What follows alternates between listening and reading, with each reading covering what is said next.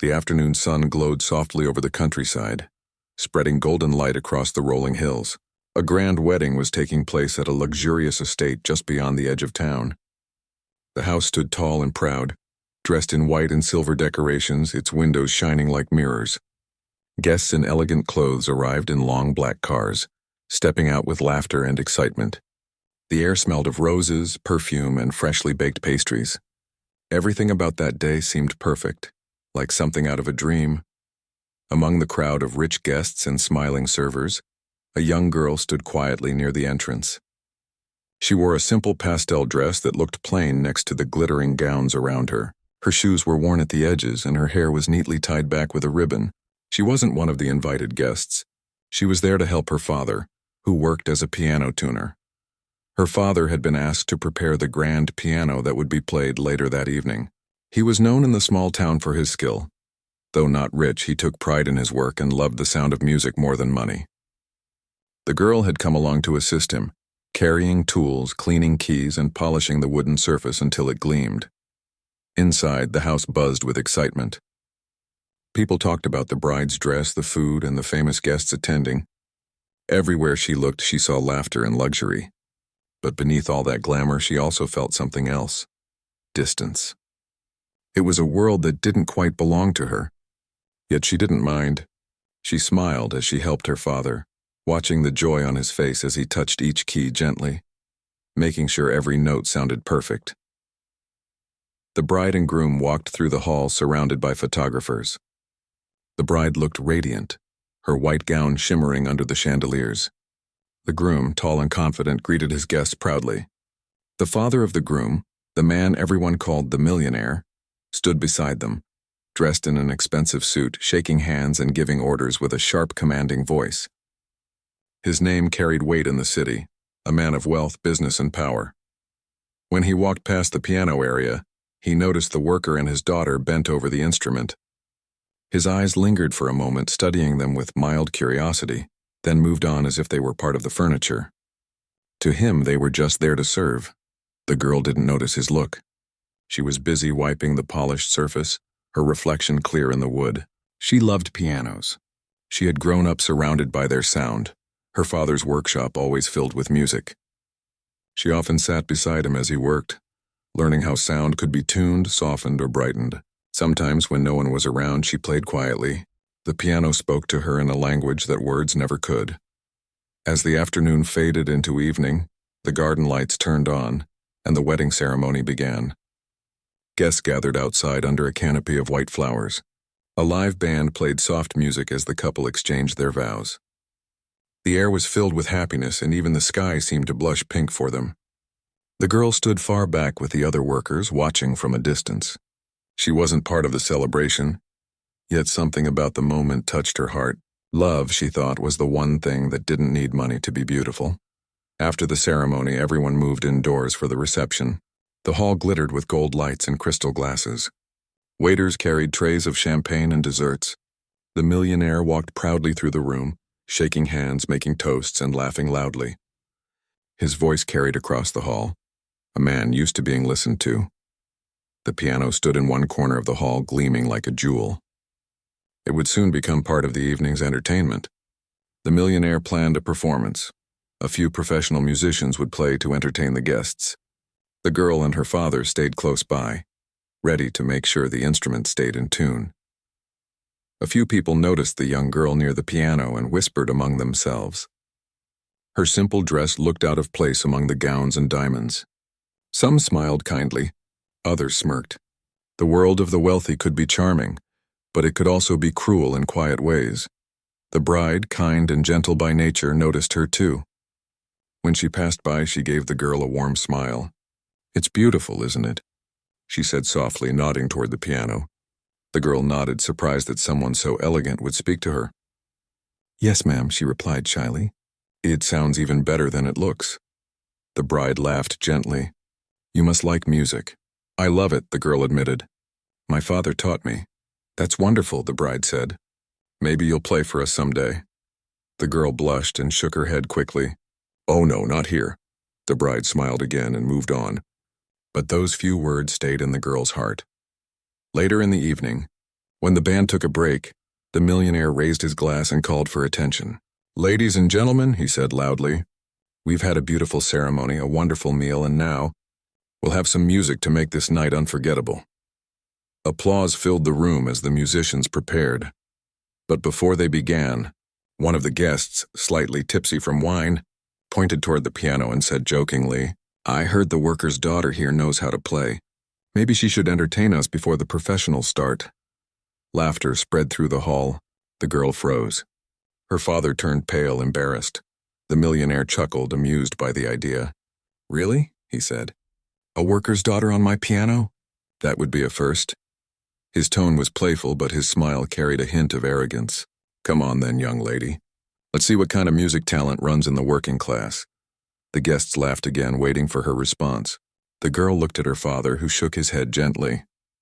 "You don't have to," he whispered. But she could feel the weight of everyone's eyes on her. Her hands trembled, her heart racing. The bride, sitting at the table, frowned slightly. She could sense the mockery hidden behind the laughter. "Maybe we shouldn't," she began, but the millionaire interrupted cheerfully. "Oh, it's just for fun. Let's see what she can do. Who knows, maybe we'll discover a hidden gem tonight." The girl wanted to disappear. She looked down at her hands, the same hands that had played music late at night in her small room, when no one was around to listen. She didn't want to be a joke in front of strangers. But something inside her, perhaps pride, perhaps courage, stopped her from backing away. She stood still for a moment, her breath shaky, then quietly said, "I can play, if you'd like." Her father touched her arm. "You don't have to prove anything to them," he whispered again, his voice trembling. "I know," she said softly, "but I want to." The hall grew quiet. Even the laughter faded as curiosity filled the air. The millionaire leaned back in his chair, smiling like someone about to be entertained. The bride watched the girl with concern, sensing something special about her calmness. The girl walked toward the piano slowly. Each step echoed softly on the marble floor. She sat down on the small bench, her fingers hovering above the keys. The lights from the chandeliers reflected off the polished surface, surrounding her in a warm glow. For a moment, everything else, the guests, the laughter, the noise, seemed to disappear. She took a deep breath and pressed the first note. The sound was soft but clear, like a whisper of wind. She paused, then continued with the next note, letting her hands find their rhythm. The melody began to form, gentle and emotional. It was not a song she had learned from a book. It was one her father used to hum while tuning pianos. A tune passed down from her mother. It carried warmth, sadness, and beauty all at once. The laughter that had filled the room earlier vanished completely. People stopped talking, stopped eating. Even the clinking of glasses went silent. The sound of the piano wrapped around the hall, filling it with something pure and real, something money could never buy. The girl played with her heart, her eyes half closed, her body swaying slightly with the rhythm. Every note seemed to tell a story of love, of struggle, of dreams that refused to die. Her father watched from the side, his eyes glistening with pride. When she finished, the last note hung in the air like a soft sigh. For a few seconds, there was no sound at all. Then slowly, the hall erupted in applause. People stood up, clapping and cheering. The millionaire looked stunned, his smile frozen. The bride was the first to rise and clap louder, tears shining in her eyes. The girl stood up slowly, unsure of what to do. Her face flushed with emotion. She didn't feel proud, just grateful that for a few moments the music had spoken for her. She gave a small nod and stepped back to her father, who hugged her quietly. The millionaire remained seated, thoughtful. The laughter that once surrounded him had been replaced by silence and respect. The girl's music had done what his money never could. It had touched people's hearts. The night went on, but something in that hall had changed. A spark had been lit, something honest and beautiful, born not from wealth or power, but from the soul of a worker's daughter who dared to play. The next morning, the sun rose gently over the same grand estate, its light falling softly through the tall windows. The wedding celebration had ended only hours before, but the echoes of laughter and applause still seemed to linger in the air. The guests were gone, the music had stopped, yet one memory refused to fade. the moment when the worker's daughter played the piano and left the entire hall speechless. People couldn't stop talking about it.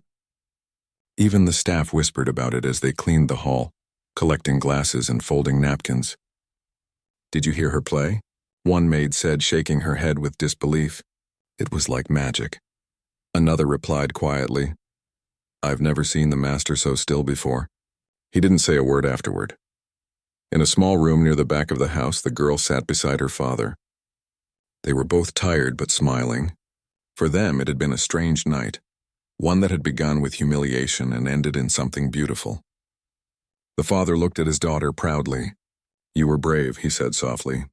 "I shouldn't have let them talk to you like that, but you showed them who you really are." She smiled shyly, looking down at her hands.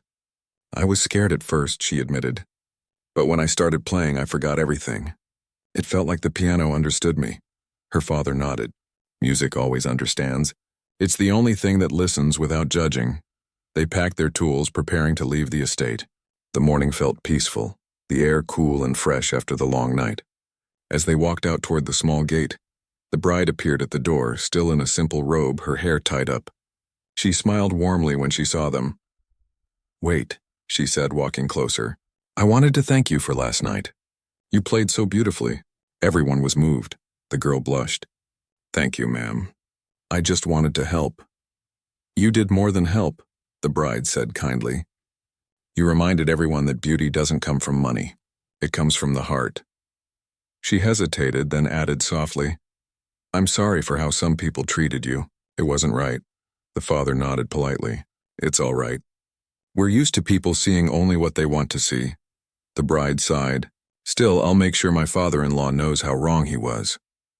They thanked her again and walked down the path that led away from the grand house. The gravel crunched under their shoes and the birds sang from the trees. The girl turned back once, looking at the shining windows. Somewhere inside that house sat the millionaire, the man who had mocked her before she played. She wondered what he thought now. Maybe he had already forgotten. People like him didn't often remember the ones beneath them, but she didn't realize that he hadn't forgotten at all. Upstairs in his study, the millionaire sat in his large chair, staring out at the gardens below. A cup of coffee sat untouched beside him. He had been awake since dawn, his mind replaying the image of that young girl sitting at his piano. He had laughed at her. He had treated her like a joke. Yet she had silenced him, not with anger, not with words, but with music. He wasn't used to being proven wrong. All his life he had believed money defined worth. He had built his empire from nothing, fought for every deal and climbed to the top through power and pride. But something about that performance had unsettled him. The melody still echoed in his mind, and the soft notes, the feeling it carried, the honesty. It was as if, for the first time in years, someone had spoken directly to his soul. He sighed, rubbing his forehead. How could someone like her play like that? He murmured to himself. She doesn't belong to our world. And yet, his voice trailed off. He didn't like the confusion stirring inside him. It made him feel small, something he hadn't felt in decades.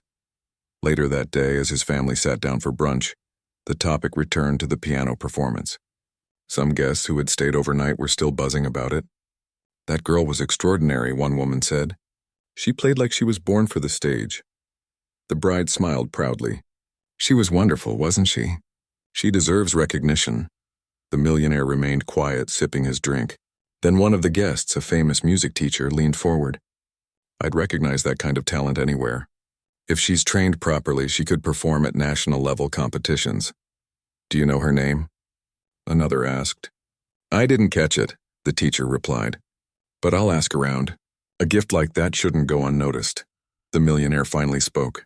"She's the daughter of the man who tunes pianos," he said, his tone calm but thoughtful. "They're simple people. They probably wouldn't be interested in fame." The bride looked at him, slightly surprised. "You think so? Or is it that you don't want to admit she's more talented than most of your guests?" Her words stung more than she intended. The table went silent. The millionaire set his cup down slowly and forced a small smile. "Perhaps you're right," he said quietly. "Perhaps I owe someone an apology." Later that afternoon, the girl and her father returned home to their small apartment above the workshop. It wasn't big or fancy, but it was filled with warmth. The walls were lined with old instruments, sheet music, and pictures from better days. Her mother's photograph sat on the piano, her smile gentle and full of love. The girl sat down at the piano again, pressing a few keys softly. The sound filled the room, familiar and comforting. Her father leaned against the doorframe, watching her. "You know," he said after a moment, "your mother would have been proud of you. She always said music would take you far." The girl smiled faintly. "Sometimes I wish she could hear me play now." "She can," her father said. "Maybe not the way we hear, but I believe she can." They shared a quiet moment. Then came a knock on the door. When her father opened it, a young man in a suit stood outside, holding an envelope. "Good afternoon," he said politely. "I was sent by the Harrison estate." The father frowned slightly. "The millionaire's house?" "Yes, sir," the man said, handing over the envelope. "Mr. Harrison asked me to deliver this personally." Inside was a short letter written in neat handwriting. The words were simple but surprising. "To the young pianist who played last night, I owe you both my thanks and my apologies. I spoke out of pride, and you answered with grace. Your music reminded me of something I had forgotten, that talent and dignity are not measured by wealth. If you are willing, I would like to speak with you again." The girl stared at the letter, unsure how to react. "He wants to talk to us?" she asked softly. Her father's brow furrowed. "I don't know what he's planning, but maybe it's a good sign." 2 days later, they returned to the estate. The millionaire greeted them himself, looking less proud and more human this time. There was no laughter in his voice, only sincerity. "I wanted to say sorry," he said simply. "What I did was wrong. I shouldn't have mocked you. That performance, it was something I'll never forget." The girl didn't know what to say, so she just nodded quietly. Her father thanked him politely. The millionaire gestured toward the piano. "Would you play again?" he asked. "Not for anyone else, just for me." At first she hesitated, but there was something genuine in his eyes now. Not the arrogance of a rich man, but the curiosity of someone rediscovering something lost. She sat down and began to play again. This time the music was lighter, hopeful. As she played, he listened closely, his expression softening with each note. When she finished, he took a deep breath. "I used to love music," he admitted. "Before business, before all of this. But somewhere along the way I forgot how it felt." He looked at her father. "You've raised a remarkable daughter." The father smiled proudly. "She raised herself through the music," he said. The millionaire nodded slowly. "If it's all right with you," he said, "I'd like to sponsor her education. There's a program in the city for gifted musicians. I can make sure she gets a place." The girl's eyes widened. "Really?" she asked softly. "Really?" he said with a small smile. "It's the least I can do after how I treated you." Her father hesitated. "We don't want charity," he said gently. "But if it's a chance she's earned, we'll accept it." "It's not charity," the millionaire said. "It's recognition." When they left the estate that day, the girl felt something shift inside her. What began as humiliation had turned into opportunity. The man who had once mocked her now respected her. Life, she thought, had a strange way of turning pain into purpose. That night, as she sat by the window looking at the stars, she couldn't stop thinking about what had happened. Everything still felt unreal. The applause, the letter, the offer. But most of all, she remembered how it felt to play that night. It was as if her mother had been with her, guiding her hands, reminding her that music wasn't just sound. It was strength. Her father came up behind her and placed a gentle hand on her shoulder. "Whatever happens next," he said softly, "don't lose what makes your music special. Don't let anyone make you feel small again." She smiled, her eyes shining. "I won't," she whispered. "I promise." Outside, the night was quiet, and the sound of a piano softly drifted through the open window. A song of hope, courage, and new beginnings. And though the world didn't know it yet, that song would soon reach far beyond their little home. The days that followed moved quietly, but everything felt different for the girl and her father. Their little workshop, once just a place for fixing broken instruments, now carried a feeling of hope. The letter from the millionaire had changed something. For the first time in a long while, the future seemed open, like a door left slightly ajar, letting light spill through. Every morning, the girl still helped her father with his work. They tuned old pianos, repaired loose keys, and cleaned dust off wooden panels. Yet now, every time she touched the instrument, she felt something new stirring inside her, a mixture of excitement and fear. The millionaire's promise to help her study music was real, but it also felt too big to believe. One afternoon, a black car stopped in front of their small building. The driver stepped out and handed the father a letter sealed with the millionaire's crest. Inside, it said that a place had been arranged for the girl at a prestigious music academy in the city. Her lessons would begin in 2 weeks, all expenses paid. The father read the letter twice, his eyes moist. "It's really happening," he said quietly. "You're going to study music the way you've always dreamed." The girl's heart raced. "But what if I'm not good enough?" she whispered. "What if I can't keep up with the others?" Her father smiled, though his voice trembled a little. "You've already played for the richest people in the city and made them cry. I think you'll be just fine." The days passed quickly as they prepared. The girl practiced every evening, her music filling the small home. Sometimes the neighbors would stop outside the window, listening quietly before going on their way. She played not to impress anyone, but to remind herself why she loved music, because it spoke when words failed.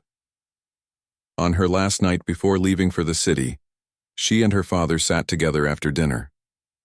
The old clock ticked softly on the wall. "Promise me something," he said. "Don't ever let money or fame change who you are. Play because it makes you feel alive, not because others expect you to." She nodded, her eyes shining. "I promise." The next morning, the car came to take her to the academy. Her father stood at the door, waving until the car disappeared down the road. The ride was long, the city skyline growing taller and brighter as they approached. The buildings seemed to scrape the sky, the streets filled with sound and movement.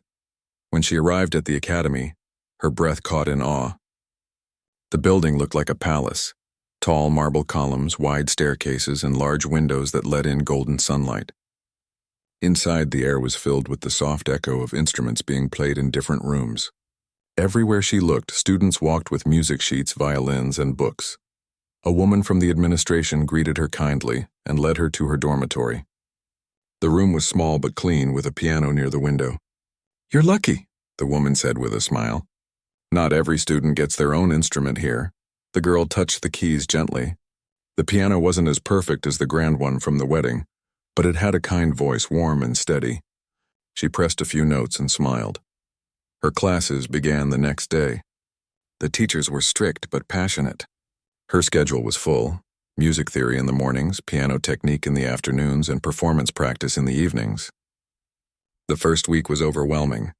Most of the other students came from rich families and had been trained by private tutors since childhood. They played with confidence, talking about famous composers and competitions she had never even heard of. At first, she felt out of place.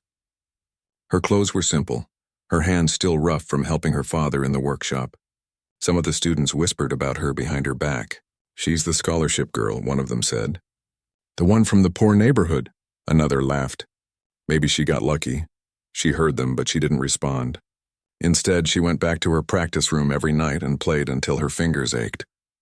The music became her way of speaking, her way of answering without words. Slowly, her skill began to shine.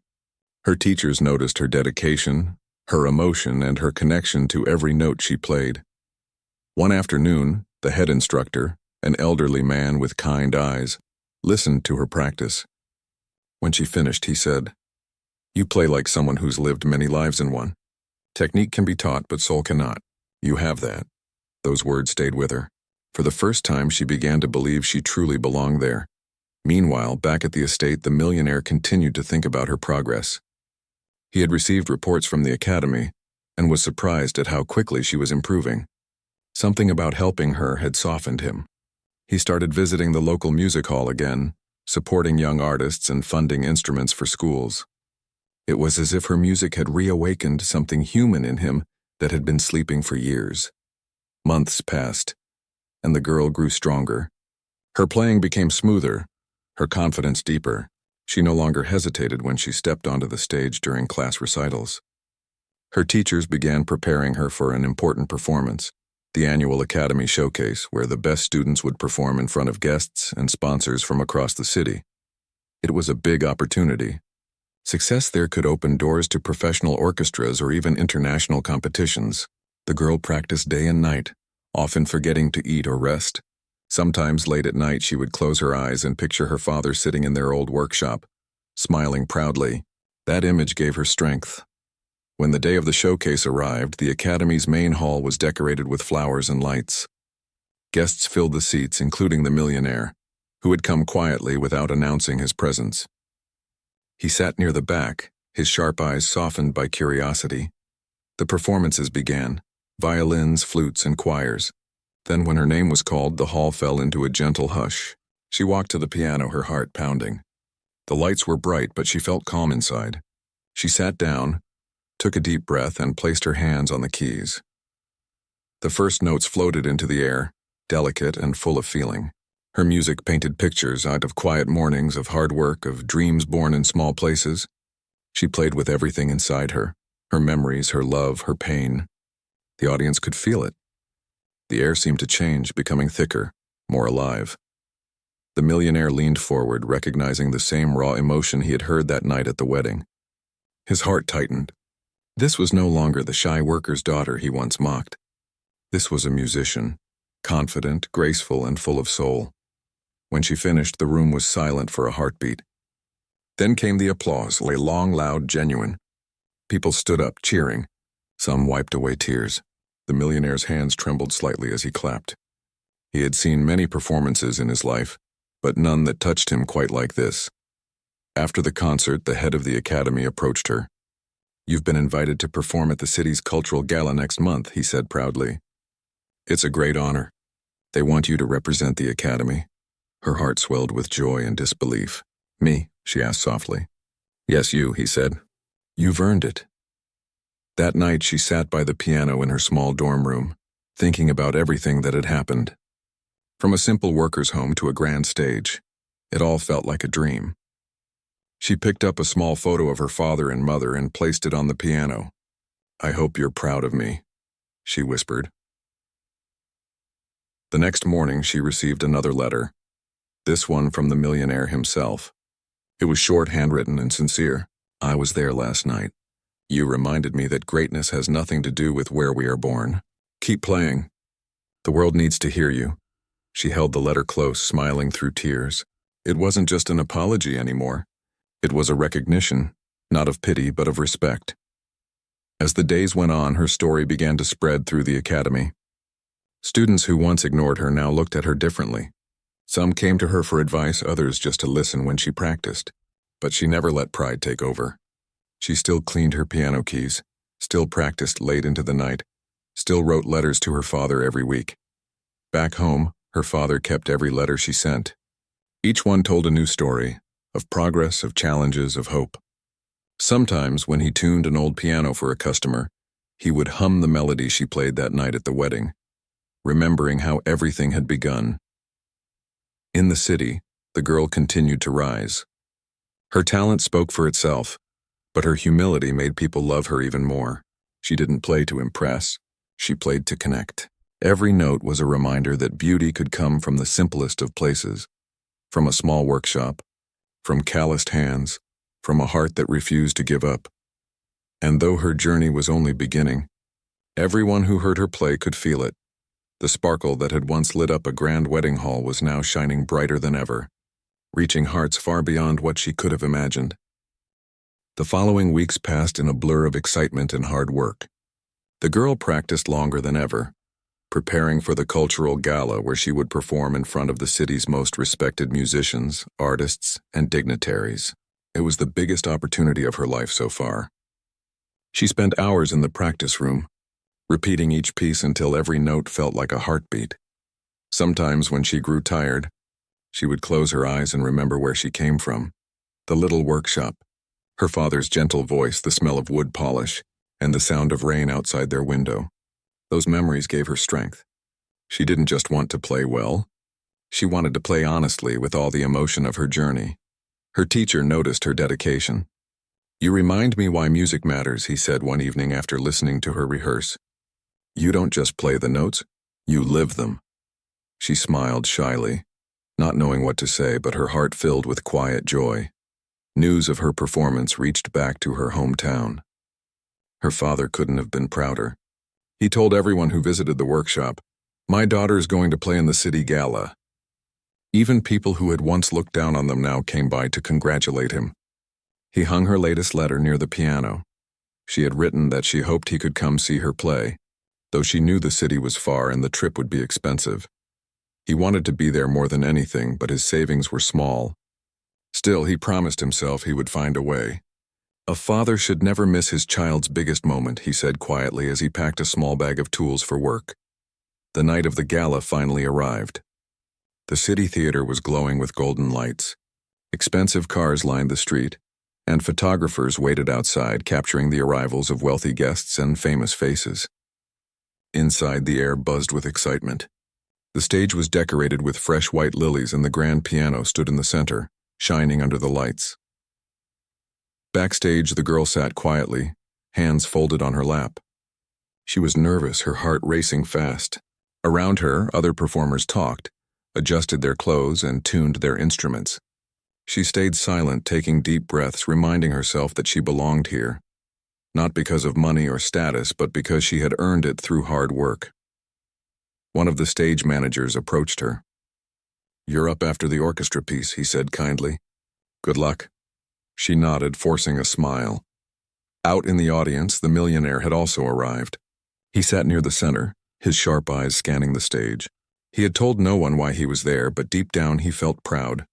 Proud that the girl he once mocked had become something extraordinary. When her turn came, the lights dimmed slightly. The announcer's voice echoed through the hall. And now, presenting one of the Academy's brightest new talents, a pianist whose story has already touched many hearts. She stepped onto the stage slowly. The sound of her shoes against the wooden floor was faint but clear. The audience watched in silence as she sat at the piano, adjusted the bench, and placed her fingers gently on the keys. For a moment she looked up. The bright lights blurred the faces. But she imagined her father sitting somewhere in the crowd, smiling. Then she began to play. The first notes were soft and pure, like the beginning of a story. The melody rose gently, then deepened, filled with emotion. It wasn't just music. It was memory. Each note carried a piece of her life. The quiet nights in her small home, the laughter of her father, the sound of rain against the window, and even the pain of being mocked at the wedding. The audience leaned forward, captivated. The hall was completely silent except for the sound of the piano. Even those who didn't understand classical music could feel what she was expressing: hope, loss, love, and courage. The millionaire's eyes glistened as he watched, remembering the day he had laughed at her, the way her small hands had played with such strength. Now he saw clearly what he had missed before: real grace, real class. Halfway through the piece, the door at the back of the hall opened quietly. Her father had arrived.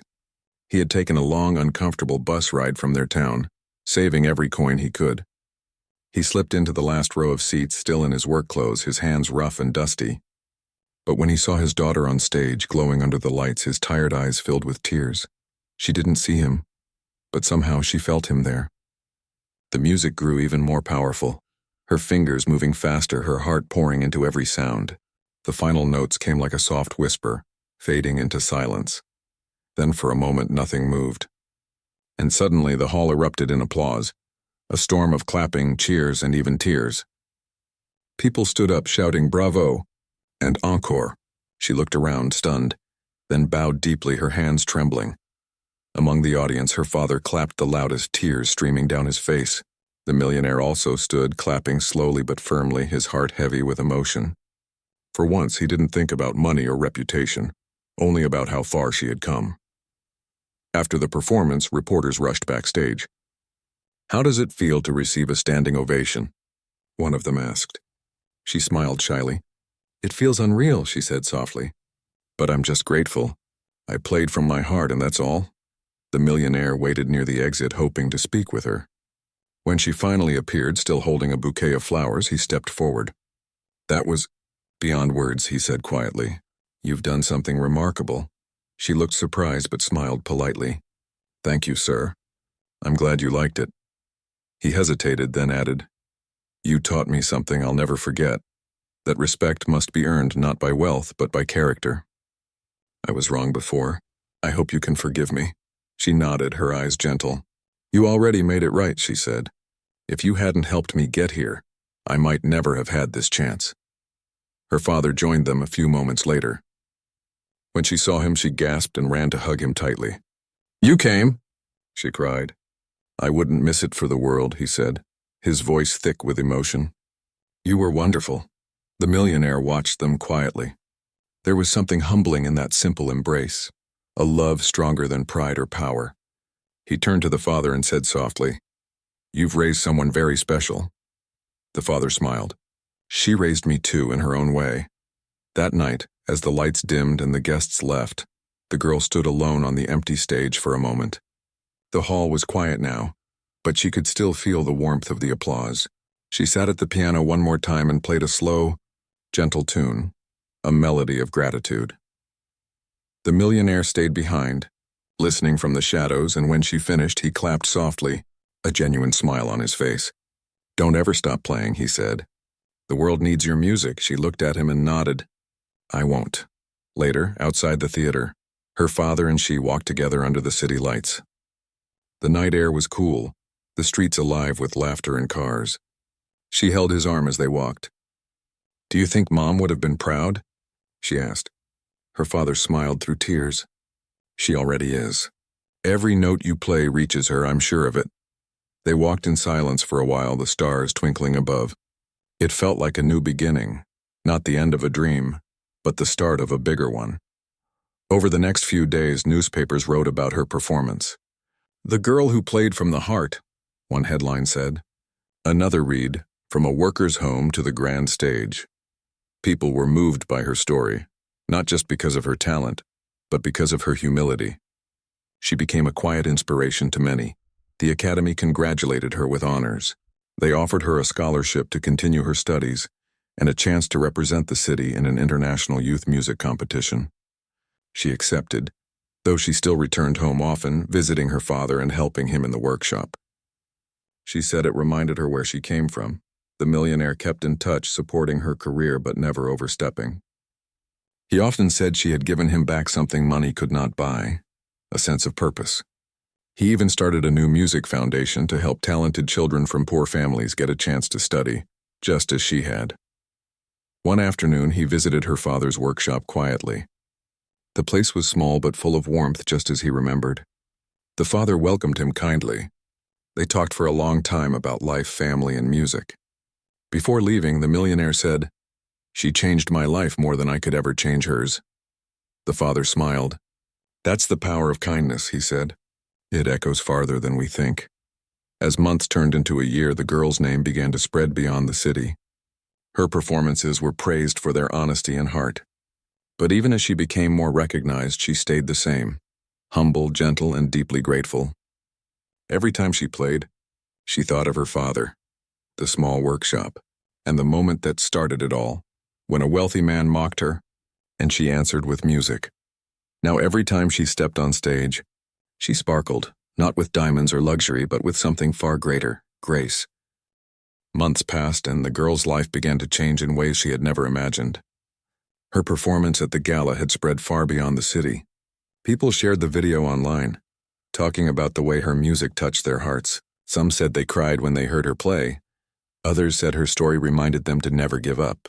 She read those messages with tears in her eyes, unable to believe that her music had reached people she had never met. Music schools and concert organizers started reaching out to her. Invitations came from places she had only dreamed about, large halls, international festivals, and charity events. She accepted each one carefully, always remembering that fame was not her goal. She only wanted to share what was inside her heart. Despite her growing success, she remained humble. She still lived with her father in their small home when she wasn't traveling.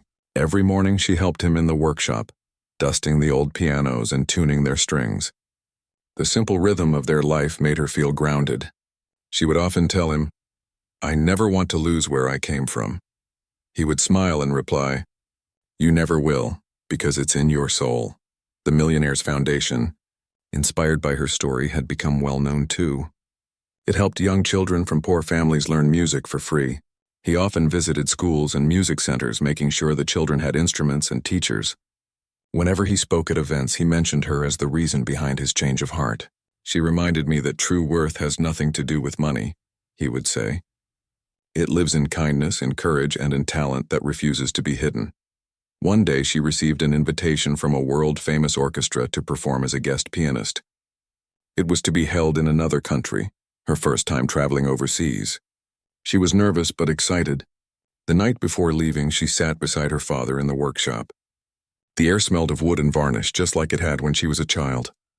"I wish you could come," she said softly. Her father smiled, his eyes full of pride. "My heart will be there sitting in the front row," he said. "Don't worry about me. Just play like you always do, honestly." The next day, she flew to the concert city. It was a beautiful place filled with lights, music, and people from around the world. When she walked into the concert hall for rehearsal, she felt small for a moment. The hall was enormous, with hundreds of seats and golden chandeliers hanging from the ceiling. But when she sat at the piano and touched the keys, all her fear disappeared. It was as if the instrument recognized her. The conductor, a kind old man with silver hair, listened as she played a few lines of her piece. He nodded slowly, smiling. "You play with truth," he said. "That is something even the greatest technique cannot replace." On the night of the concert, every seat in the hall was full. The audience included diplomats, artists, and even children from the local music schools. As she stepped on stage, she thought about her father, her mother, and the long road that had brought her here. She began to play, the same piece she had once played at the wedding, but this time it sounded even richer, filled with the calm confidence that only time and experience can bring. When she finished, the applause lasted for several minutes. People stood, cheering for her. Some even threw flowers on the stage. She bowed deeply, her eyes shining. In that moment, she didn't feel like the poor worker's daughter anymore. She felt like a person who had finally shared her truth with the world. After the performance, she received many offers from agencies and producers. Some wanted her to sign big contracts, to tour constantly and appear on television. But she chose carefully. She didn't want to become someone who played for fame. She wanted to remain someone who played for meaning. When she returned home, the first thing she did was run into her father's arms. "I did it!" she said, laughing. He hugged her tightly, saying, "You always could. The world just needed to hear you." The millionaire visited them a few weeks later. He looked healthier, calmer, and more peaceful than before. He told them about the success of his music foundation, how it had grown into a network of schools across the country. "And it all started because of one girl who believed in her music," he said warmly. Her father poured tea for everyone, and they sat together talking about life, kindness, and the strange ways fate connects people. Before leaving, the millionaire said, "I'm planning to build a new music hall in the city. I'd like to name it after your mother, in honor of the piece that changed everything." Tears filled both the girl's and her father's eyes. "That would mean the world to us," she whispered. Months later, the hall was completed. It was a beautiful place. Modern yet simple, filled with warm lights and soft acoustics. At the opening ceremony, the millionaire gave a short speech about humility, talent, and second chances. Then he turned to the girl and said, "Would you do us the honor of playing the first notes in this hall?" She nodded, walking to the grand piano at the center of the stage. Her hands trembled slightly as she began to play her mother's melody once more. The audience fell silent, the sound floating gently through the hall. Her father sat in the front row, tears streaming down his face as he listened.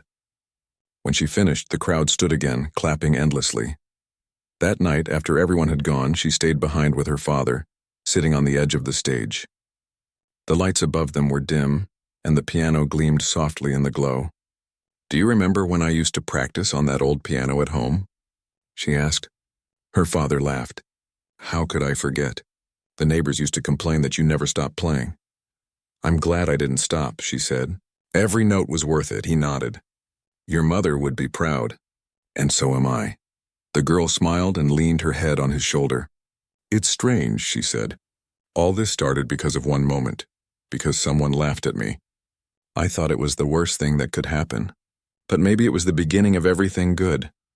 Her father looked at her and said softly, "Sometimes pain becomes the seed of something beautiful. You just have to keep growing." Years went by.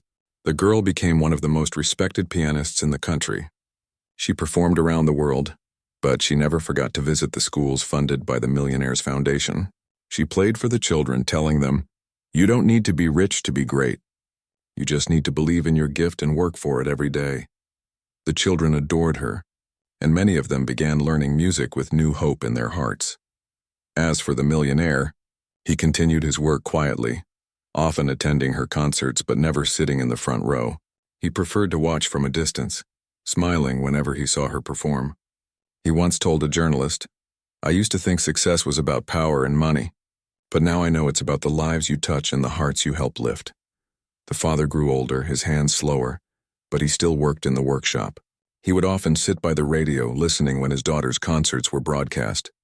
Each time the piano began to play, his eyes would fill with pride. "That's my daughter," he would whisper to himself. One evening, after another grand performance, she visited him at home. They sat outside under the stars drinking tea. "Do you ever miss the old days?" she asked. He smiled. "Every day. But I wouldn't change a thing. Those hard times made you who you are." She looked up at the night sky. "I think Mom would have liked how everything turned out." "She would," he said quietly. "She always believed music was meant to heal. And that's exactly what you've done." The sound of the wind passed through the trees, carrying the faint echo of a piano from a distant house. The world had changed around them, but the warmth of their small home remained the same. And so the story came full circle. A worker's daughter who once played an old piano in a dusty workshop now filled grand halls with music. A millionaire who once laughed learned the value of kindness. And a father who had once struggled to provide lived long enough to see his child shine brighter than he ever dreamed. Her journey became a quiet legend, not because of fame or money, but because it reminded people that no one is small if they have a dream and the courage to follow it. Whenever she played now, she carried the memory of that wedding night deep inside her, not with anger but with gratitude. Because that was the night she discovered who she truly was, and every time her fingers touched the piano keys, she sparkled, not with wealth, but with the light of her heart.